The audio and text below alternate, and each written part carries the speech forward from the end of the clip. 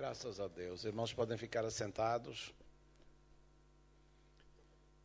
Na verdade, um coração, antes de ser transformado, não tem muita coisa de bom. Não tem.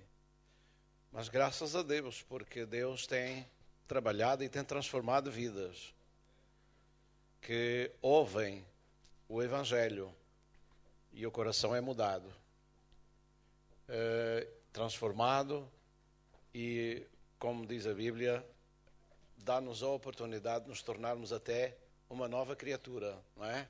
Novas vidas, uma pessoa mudada. E isso é maravilhoso. Na verdade, a vida cristã, a salvação,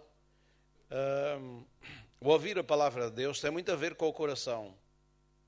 A Bíblia diz: se com a tua boca confessares ao Senhor Jesus e em teu coração creres que Deus o ressuscitou de entre os mortos, serás salvo. Então, a boca e o coração têm que estar numa sintonia, tanto que confessamos como que cremos com o coração. Amém? Se com a boca confessamos o Senhor Jesus, que deu a sua vida por nós, que ressuscitou, e em nosso coração acreditarmos verdadeiramente, a Bíblia diz que nós somos salvos, nós somos perdoados, nós somos aceitos, nós somos justificados, nós somos abençoados por Deus com a salvação eterna, graças a Deus. É claro que temos que permanecer confessando e acreditando. Amém? Confessando e acreditando todos os dias da nossa vida até ao fim. Glória a Deus, até ao fim. Nesta noite, eu gostava de nós lermos a palavra de Deus. Está relacionada com a ressurreição do Senhor Jesus Cristo. E nesta noite vamos falar um pouco sobre isso.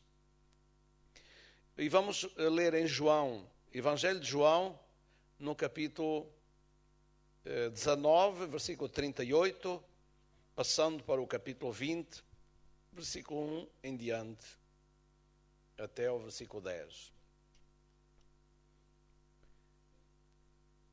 Enquanto os irmãos procuram, graças a Deus por todos os irmãos, por este culto, por aquilo que já temos ouvido aqui, pela leitura da palavra de Deus, pelas orações, pelos louvores que tenham subido para Deus, e que cada pessoa que está aqui tem procurado se aproximar de Deus. E na medida em que nos aproximamos dele, nós estamos também sentindo a sua presença chegar a cada um de nós. Glória a Deus. E é isso que nos torna felizes e abençoados, saber que não só estamos salvos por Jesus Cristo, os que cremos, mas também que Ele está presente e nos abençoa, e que os nossos louvores são aceitos e as nossas orações também através de Jesus Cristo. Glória a Deus. Vamos então ler a palavra do Senhor. Os irmãos podem ficar em pé mais uma vez enquanto fazemos a leitura. Depois os irmãos poderão ficar por alguns momentos assentados e confortáveis. Diz assim: depois disto, José de Arimateia, o que era discípulo de Jesus, mas oculto por medo dos judeus, rogou a Pilatos que lhe permitisse tirar o corpo de Jesus. E Pilatos lhe o permitiu. Então foi e tirou o corpo de Jesus, e foi também Nicodemos, aquele que anteriormente se dirigira de noite a Jesus, levando quase 100 arratas de um composto de mirra e aloés. Tomaram, pois, o corpo de Jesus e o envolveram em lençóis com as especiarias, como os judeus costumam fazer na preparação para o sepulcro. E havia um horto naquele lugar onde fora crucificado, e no horto um sepulcro novo, em que ainda ninguém havia sido posto. Ali, pois, por causa da preparação dos judeus e por estar perto daquele sepulcro, puseram Jesus.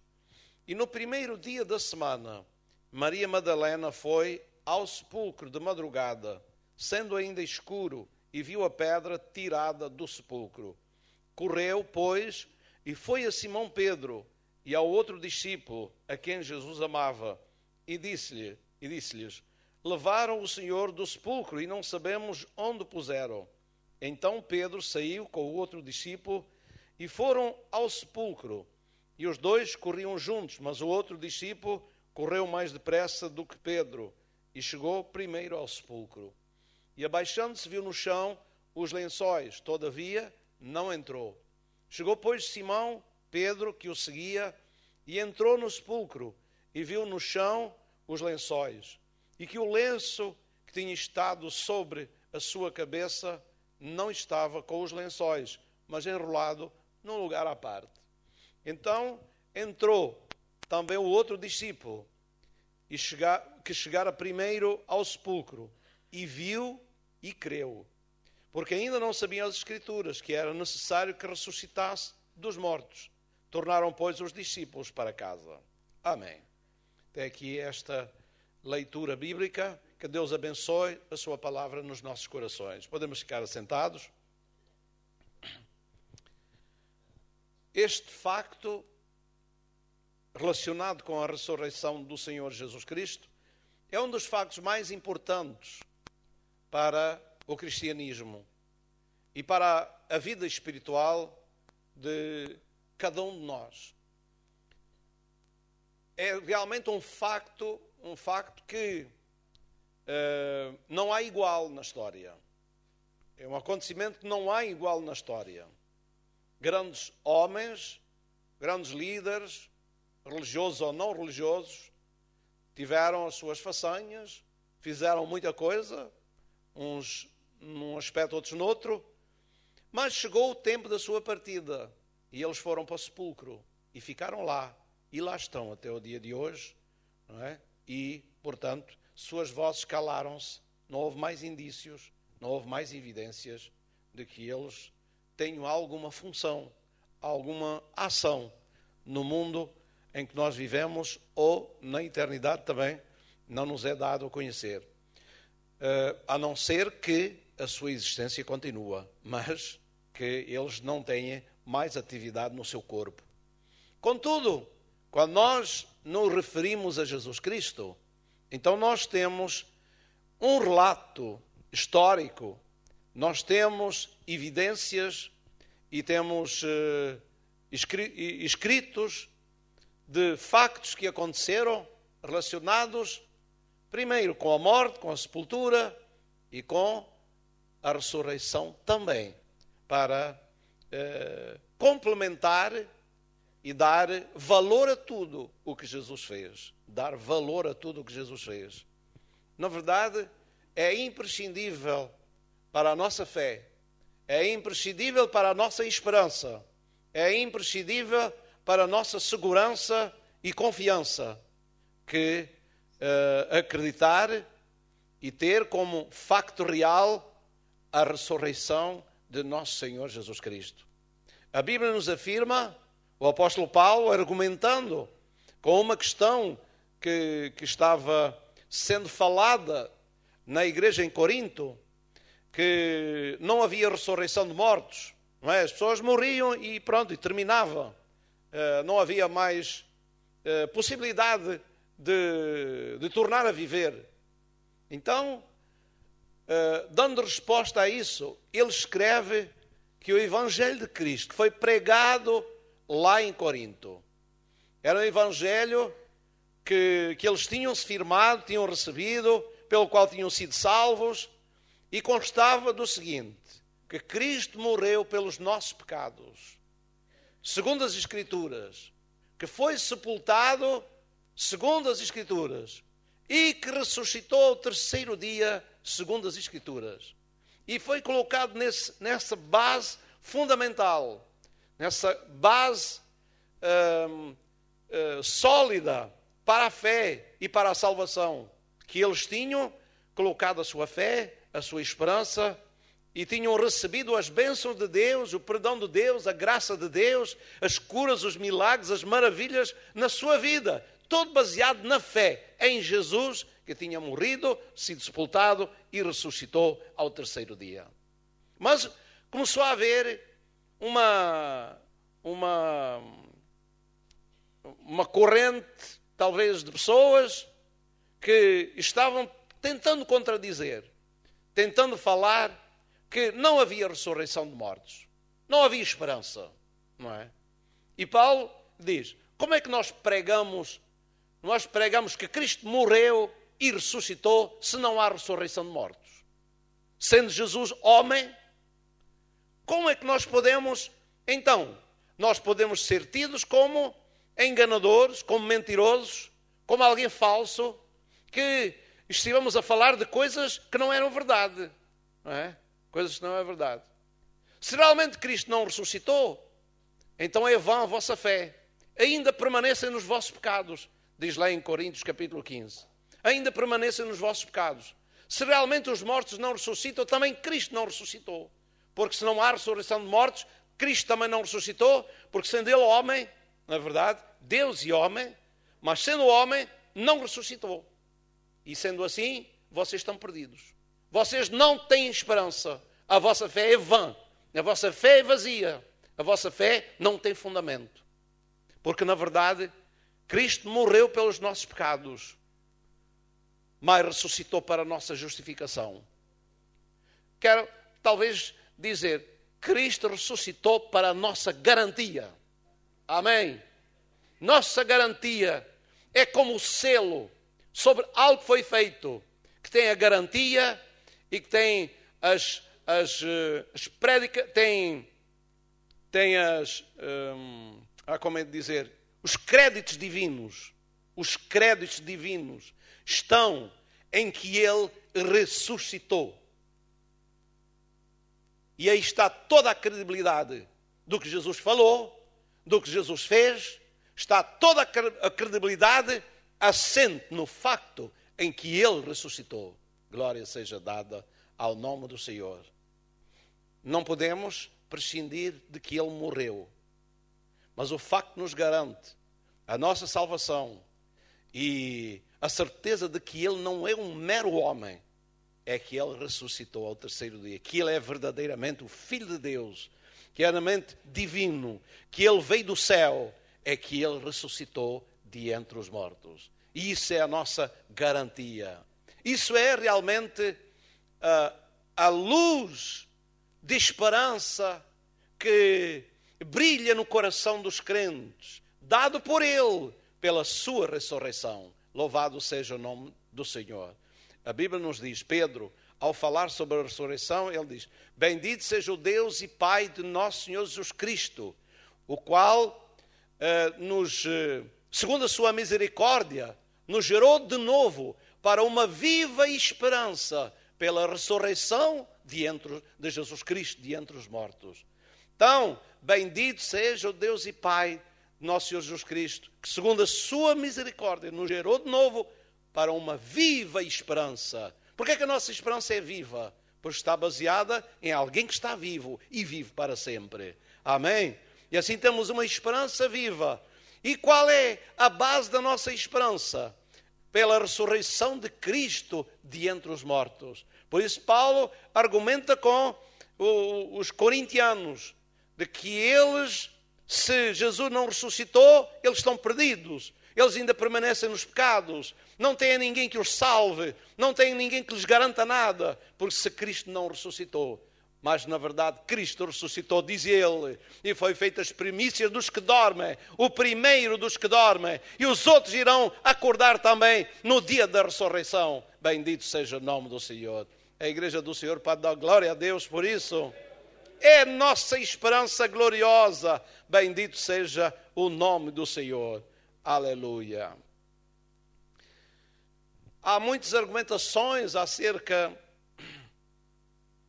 de Cristo, para tentar negar a ressurreição de Cristo. Uns dizem que ele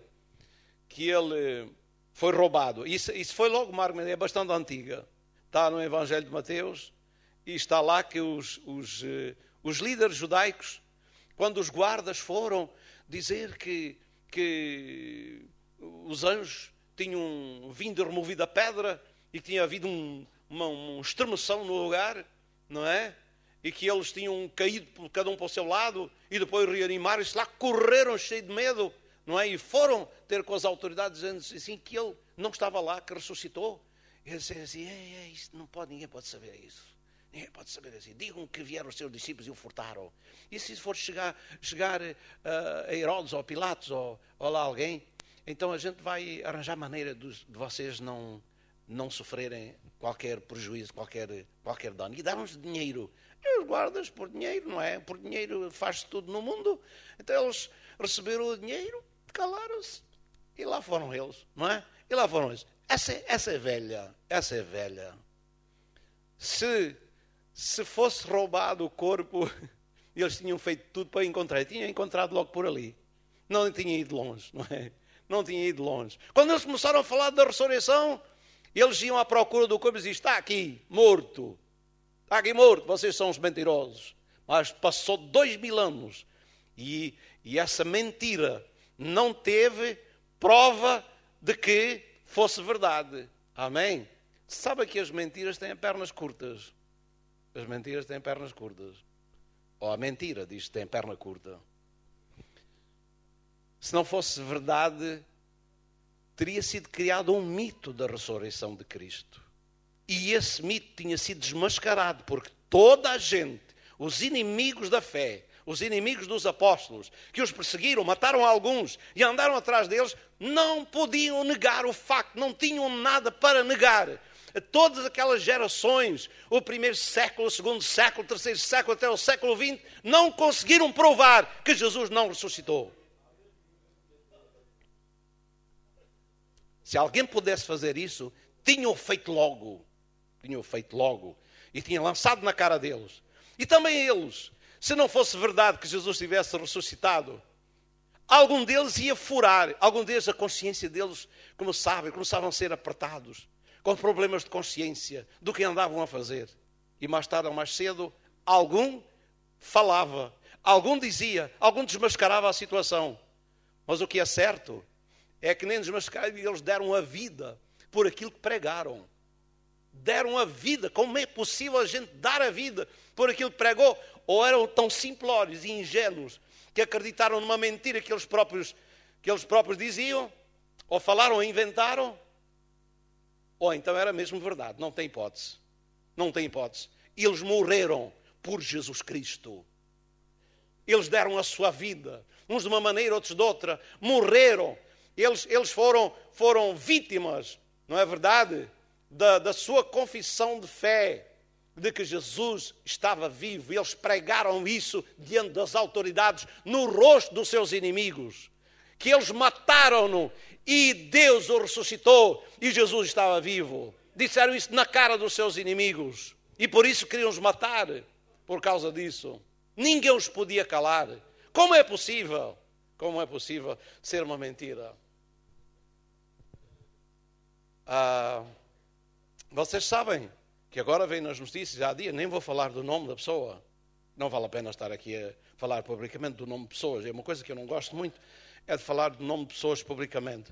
Mas vem nas notícias há pouco de alguém que viveu uma mentira durante vários anos.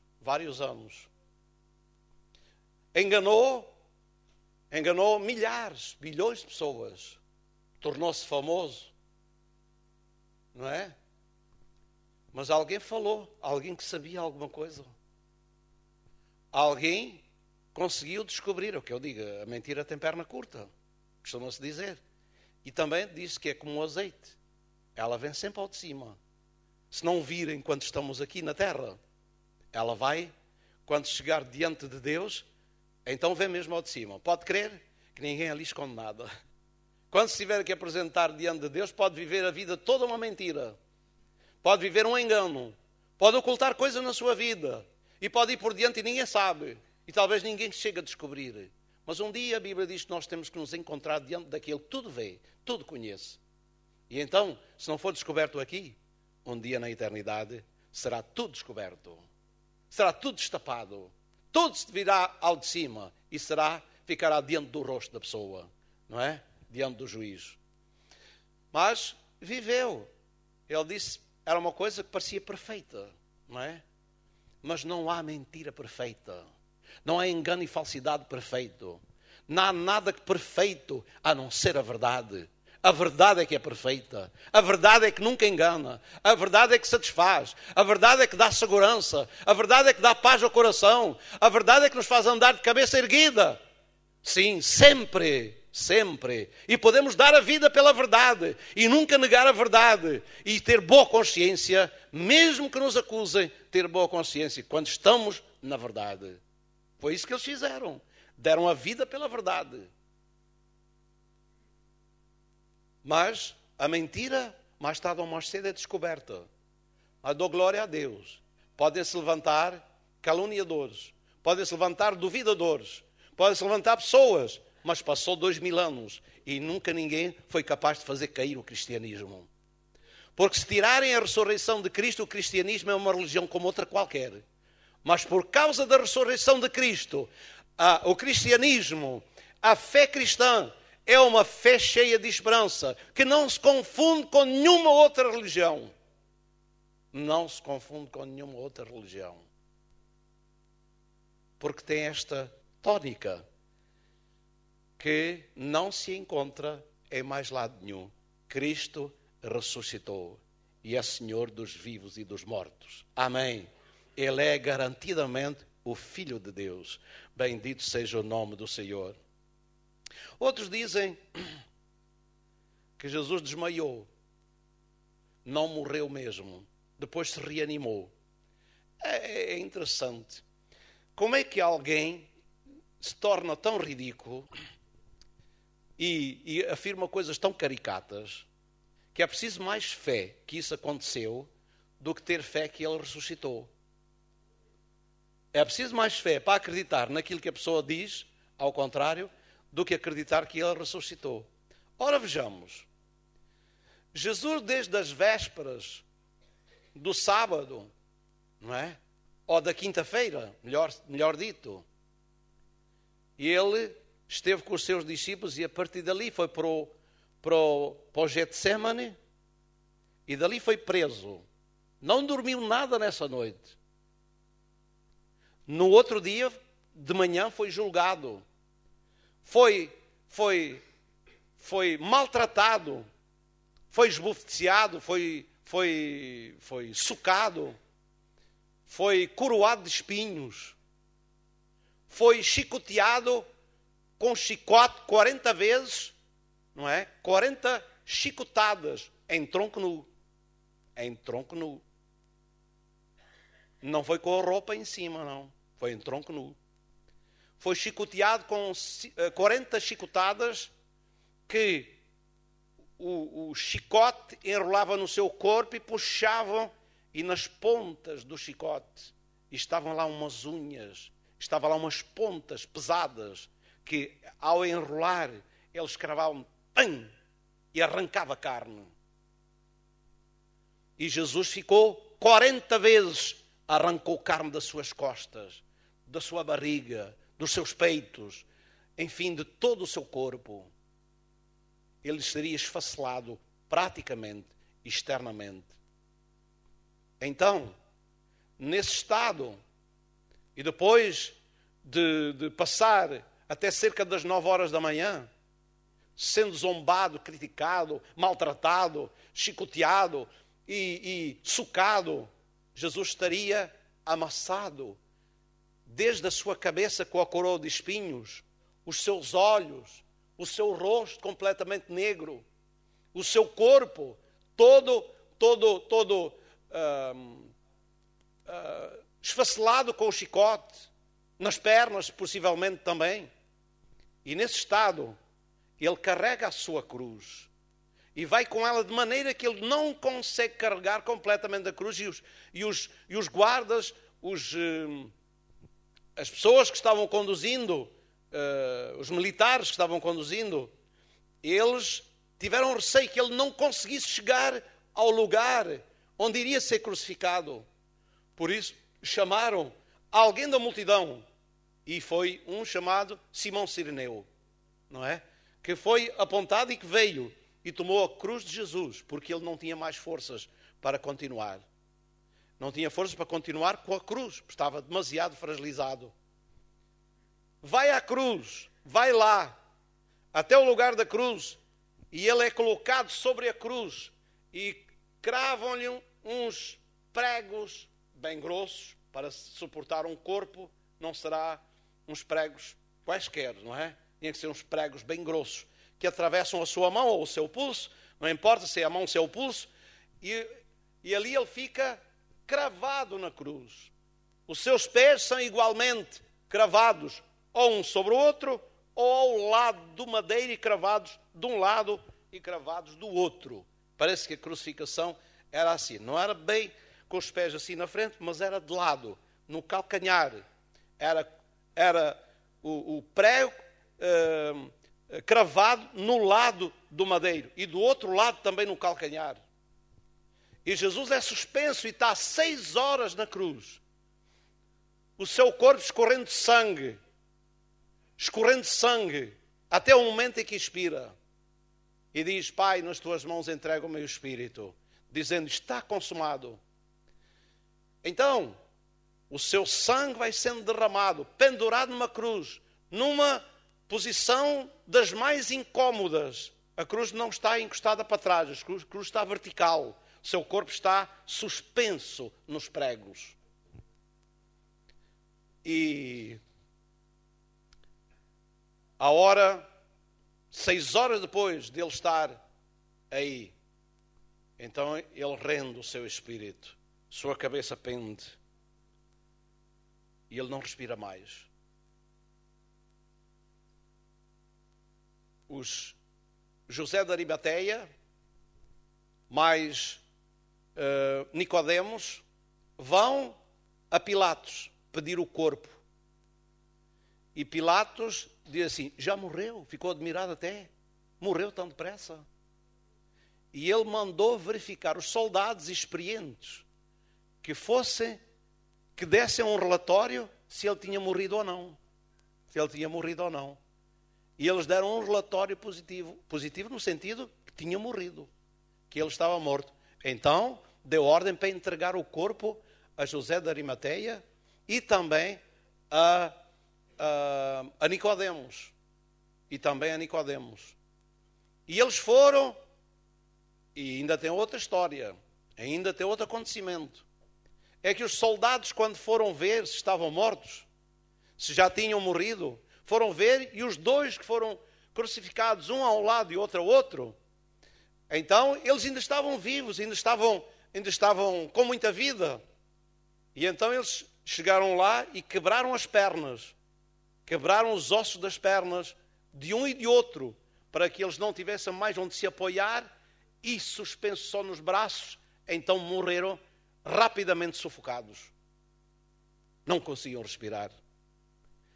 Para respirar o seu peito tem que abrir e fechar.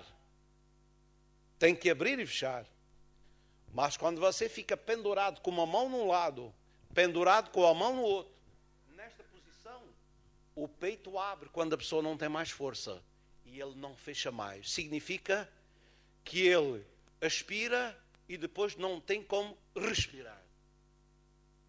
E para a respiração. E a pessoa morre sufocada. E quando eles foram lá, quebraram as pernas de um ao outro, mas chegando a Jesus, eles viram que ele já tinha morrido. E para certificarem mesmo,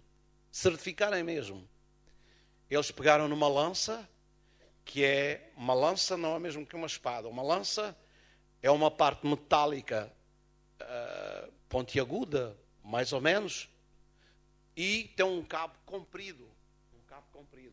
É a lança. E com a lança, eles perfuraram o lado de Jesus, direto ao coração. E diz que um dos discípulos viu sair sangue e água do seu coração. É impossível que Jesus não tivesse morrido. É impossível que Jesus não tivesse morto. Quem acredita numa coisa dessas, que Jesus desmaiou, depois ainda tem outros obstáculos. Tanto desmaiou e depois reanimou-se. Exatamente. É interessante como as pessoas são tão crédulas naquilo que afirmam. Ele foi tirado da cruz e foi colocado num sepulcro.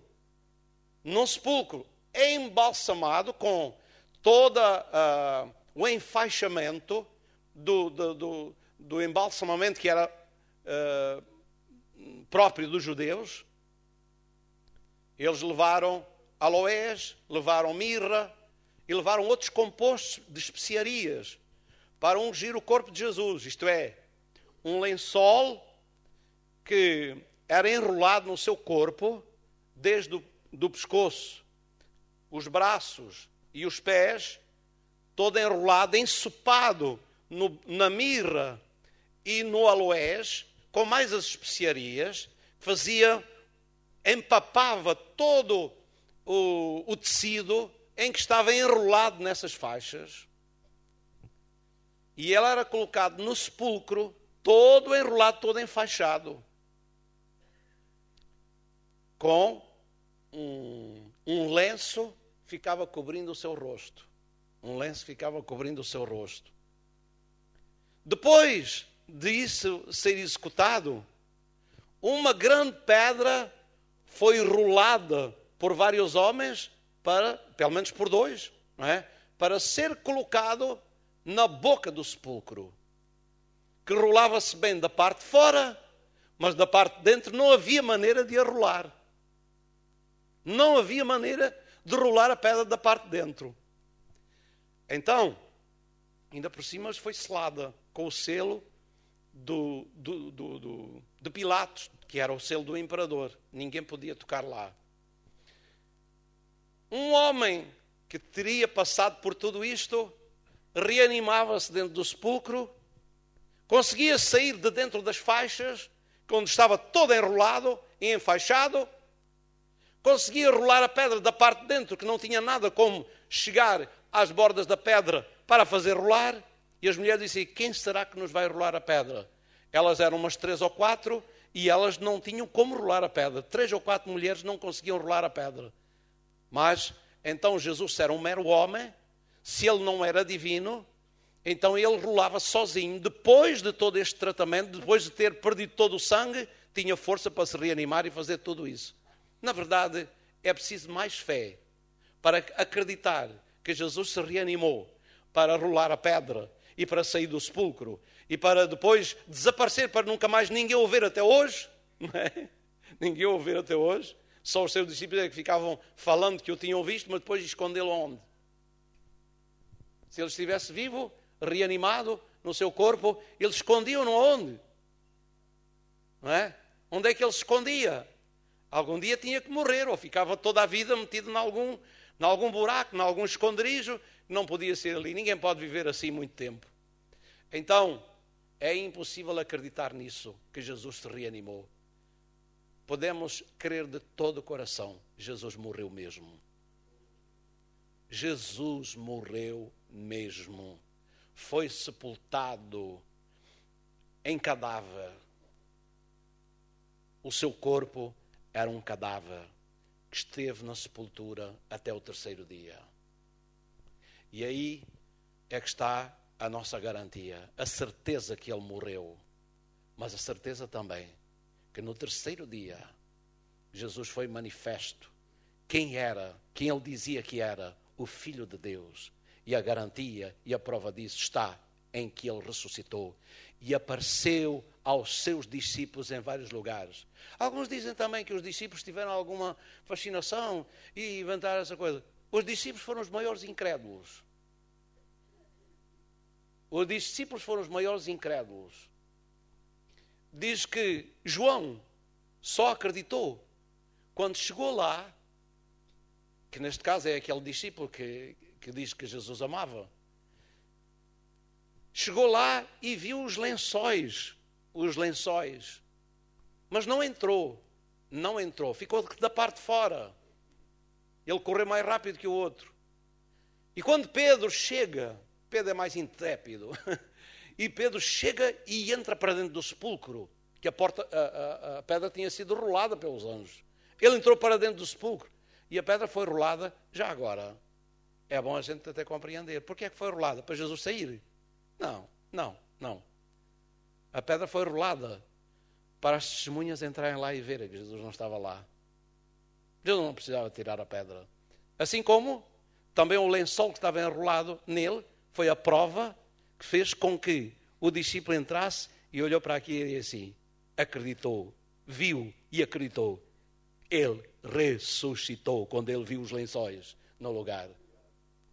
Ele olhou para os lençóis e viu o pano que estava sobre o seu rosto enrolado à parte e olhou para os lençóis e disse assim, não houve mão humana tocando nisto aqui. Está tal qual como foi deixado. Foi isso. Quando ele viu, o que é que ele viu? Ele viu que Nicodemos e José de Arimateia enrolaram o corpo de Jesus com toda aquela preparação, ficou ensopado tudo à volta e o corpo de Jesus atado, amarrado, todo à volta. E quando ele olhou, ele viu as faixas todas colocadinhas, todas as ataduras estavam no lugar, desde do pescoço até aos pés. E ele disse, ninguém roubou, ninguém entrou aqui. Ele é que saiu de dentro de tudo isto. Glória a Deus. Foi a prova para ele. Ele viu, o lenço está aqui ao lado. As faixas estão tal qual como no dia em que o seu corpo foi colocado aqui, cadáver, morto. E estão exatamente na mesma posição. Certamente ele até meteu a mão por dentro. Está vazio. Está vazio. As faixas depois empapadas, secam um pouco no terceiro dia, e a faixa fica um pouco endurecida, não é? Elas ficam, e quando Jesus saiu de dentro, ficou tal qual. Podia meter a mão dentro. Estava o espaço, estavam as faixas, tudo enrolado, tudo no lugar, só que o corpo não estava lá. Aleluia! E essa foi a prova. João entrou, olhou para aquilo e disse, ressuscitou, ninguém veio aqui, não há ladrão, ninguém cortou as faixas, ele saiu de dentro sem as faixas serem cortadas nem abertas. E agora, era costume dos judeus fazer isso. Aquelas faixas e todas aquelas coisas, era costume dos judeus. Vamos ver o que é que aconteceu noutra situação, para a gente perceber o que é que João está dizendo quando viu e acreditou. Em João capítulo 11, João capítulo 11, é a história de Lázaro, do sepultamento de Lázaro. 4 dias Lázaro estava lá no sepulcro. E conforme o costume dos judeus, foi colocado, como Jesus também foi, no sepulcro, com a mesma maneira de proceder, não é verdade? Talvez mais requintado nas especiarias, talvez José de Arimateia, rico, e assim preparou mais especiarias para pôr lá, não é verdade? Mais coisas, mais condimentos. Mas, veja bem, versículo 38, capítulo 11 diz, capítulo 11, sim. Jesus, pois, movendo-se outra vez muito em si mesmo, veio ao sepulcro. E era uma caverna, e tinha uma pedra posta sobre ela, a caverna. Disse Jesus, tirai a pedra. Marta, irmã do defunto, disse-lhe, Senhor, já cheira mal, porque já de 4 dias. Disse-lhe Jesus, não te hei dito que se creres verás a glória de Deus? Tiraram, pois, a pedra. E Jesus, levantando os olhos para o céu, disse, Pai, graças te dou por me haveres ouvido. Eu bem sei que sempre me ouves, mas eu disse isto por causa da multidão que está em redor, para que creiam que tu me enviaste.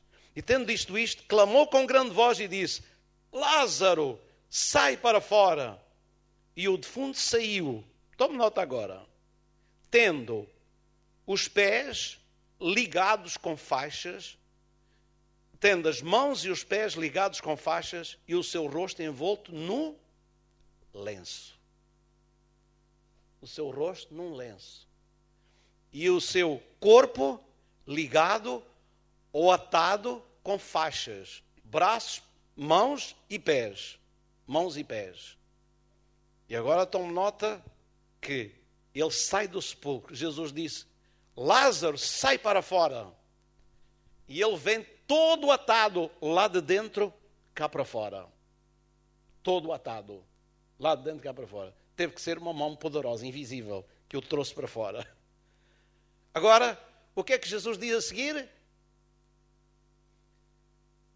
Veja bem, ele estava vivo, estava fora do sepulcro, mas não conseguia sair, desenrolar-se daquela situação. Não conseguia. O que é que Jesus disse a seguir? Desatai-o e deixai-o ir. Não é? Desatai-o. O que é que eles tiveram que fazer? Tiveram que cortar as faixas, não é? Certamente.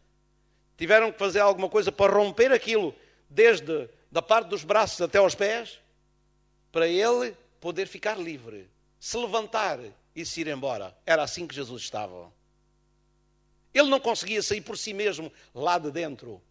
Tal como Jesus também não sairia se não fosse uma ressurreição sobrenatural. Ele não podia, se ele se reanimasse, ficava lá atado e morria atado ali. Não é? Mas não foi isso que aconteceu. Estava lá as faixas, estava tudo ali enrolado, atado, como se ele estivesse lá. Mas ele é que já não estava lá. Por isso os anjos, quando as mulheres foram e... Porquê é que buscais o vivente entre os mortos? Porquê é que vocês buscam o vivente entre os mortos? Não está aqui, já ressuscitou. Até parece que os anjos estão dando uma repreensão nas mulheres.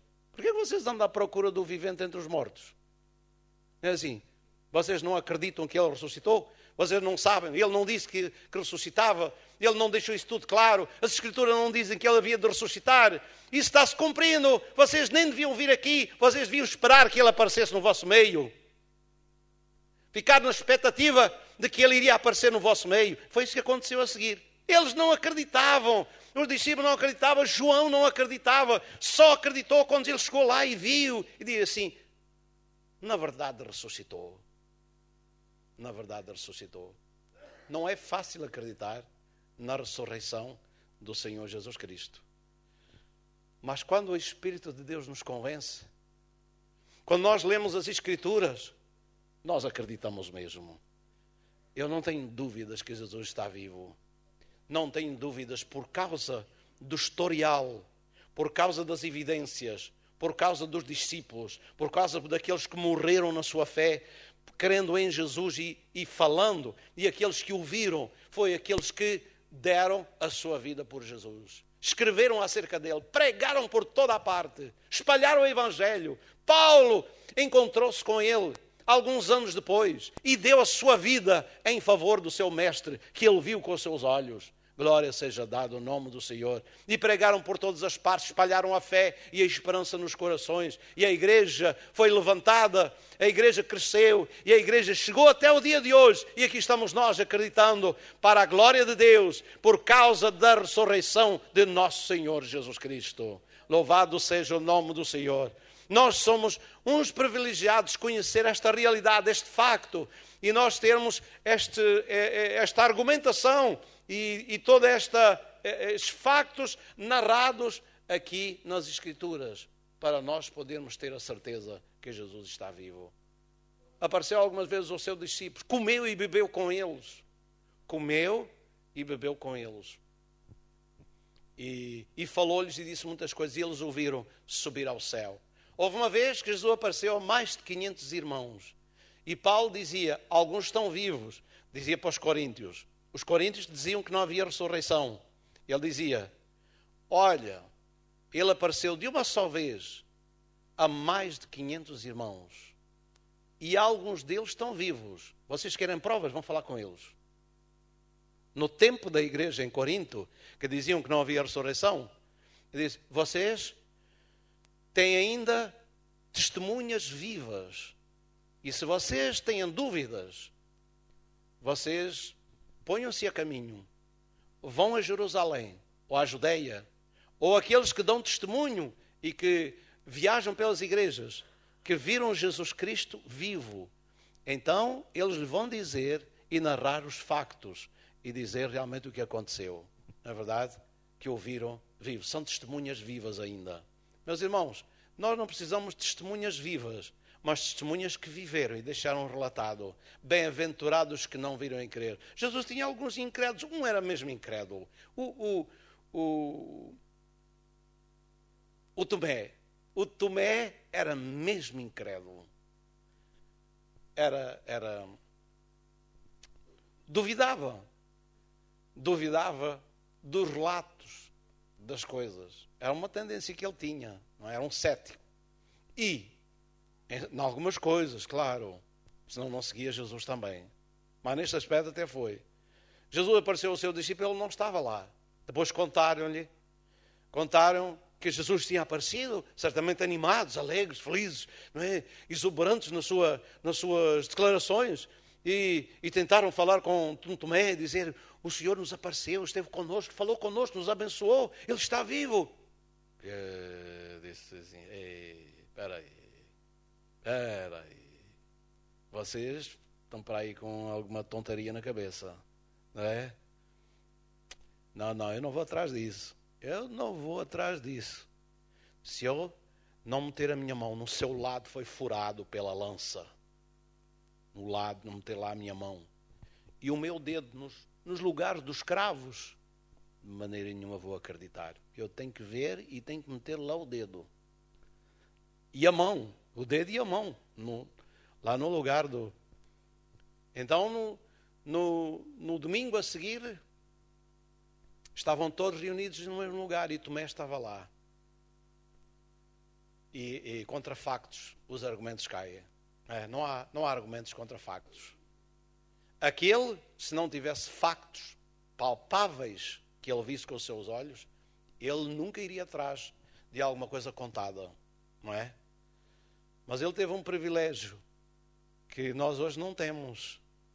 Não foi mais bem-aventurado por isso. Nem por isso vai ter melhores resultados por isso. Que Jesus ainda estava vivo na terra, não é? Vivo na terra, ressuscitado, antes de subir para o céu. E Jesus lhe apareceu no meio dos seus discípulos. E Tomé, que não acreditava, agora Jesus aponta para ele e diz: Tomé, mete aqui a tua mão no meu lado. Está aqui as minhas mãos, mete o teu dedo. E ele disse: Senhor, perdoa-me. Não está lá escrito essas palavras, mas eu tenho para mim que ele diz: perdoa-me. Senhor meu e Deus meu.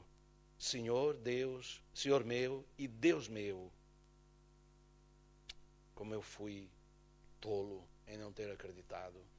Não tinha sido embaraçado aqui desta maneira agora, mas reconheceu com as evidências. Meus irmãos, não foi fácil os discípulos acreditar. Os discípulos estavam incrédulos sobre isso.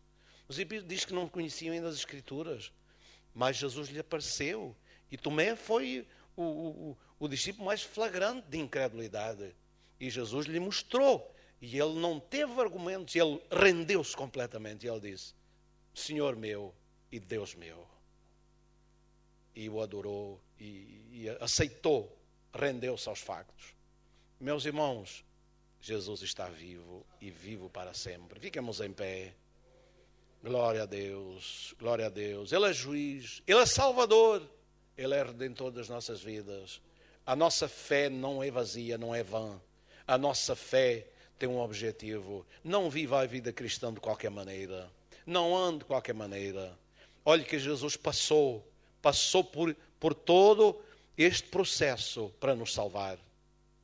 A sua morte, Ele morreu por causa dos nossos pecados. Ele morreu para nos livrar da condenação eterna. Ele morreu para nos dar uma esperança.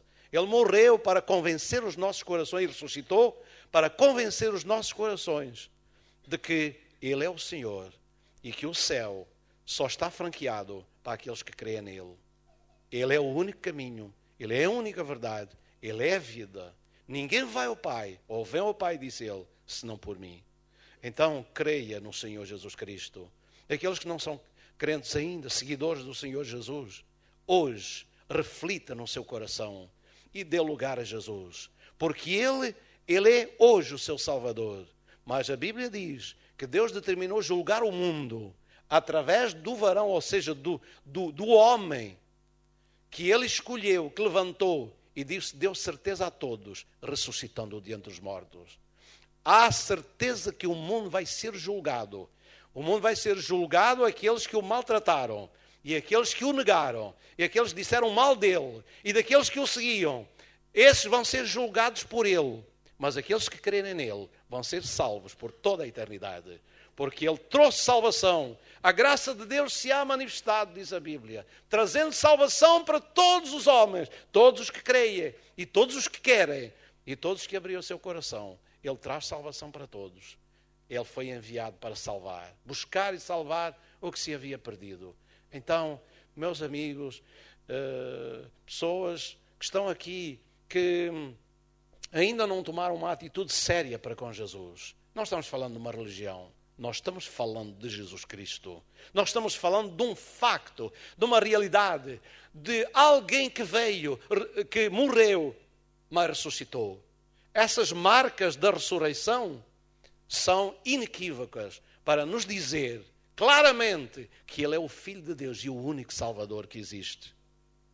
Deus abençoe o seu coração. Você hoje pode tomar uma decisão por Jesus, de segui-lo, de amá-lo, mudar a sua situação e começar uma nova vida com Cristo, uma vida de paz com Deus, de bênção de Deus, certeza da salvação, ter a certeza que os seus pecados são perdoados e que a partir de hoje a sua vida fica de bem com Deus. Isso é a coisa mais maravilhosa que nós podemos ter ao cimo desta terra, de tantos conflitos, de tantos problemas, de tantas incertezas, de tantas dificuldades, de tanto aperto.